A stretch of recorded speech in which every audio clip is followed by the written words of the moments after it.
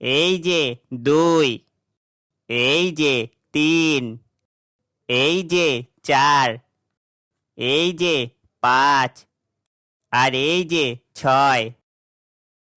ছটাকে তো দেখালে, কিন্তু 7 নম্বরটাকে কিভাবে দেখাবে? আরে, এই শেষের কুমিরটাকেই আরেকবার দেখাবো। বড় কুমিরটা খুবই বোকা, ও কিছুতেই বুঝতে পারবে না। এই নাও, আর এই হলো 7 নাম্বার কুমির ছানা। বাহ, সবাই খুবই ভালো আছে দেখছি। আমি তাহলে এখন যাই, কাল আবার আসবো। এই বলে কুমিরটি সেখান থেকে চলে গেল। সেদিন রাতে শিয়াল আবার একটি কুমির ছানাকে ডাকলো। তোমাদের মধ্যে থেকে আরেকজন কুমির ছানা আমার সাথে এসো দেখি। এবার বলো, কানা খানা গানা ঘানা কেমন লাগে কুমির ছানা? কানা খানা গানা ঘানা কেমন লাগে কুমির ছানা? এই বলে শিয়াল আবারও একটি কুমিরকে খেয়ে নিল।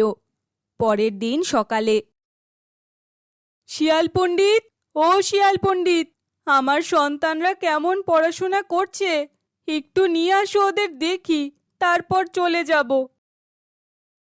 এই 1, এই 2, এই 3, এই 4, এই 5। এবার কি করবে?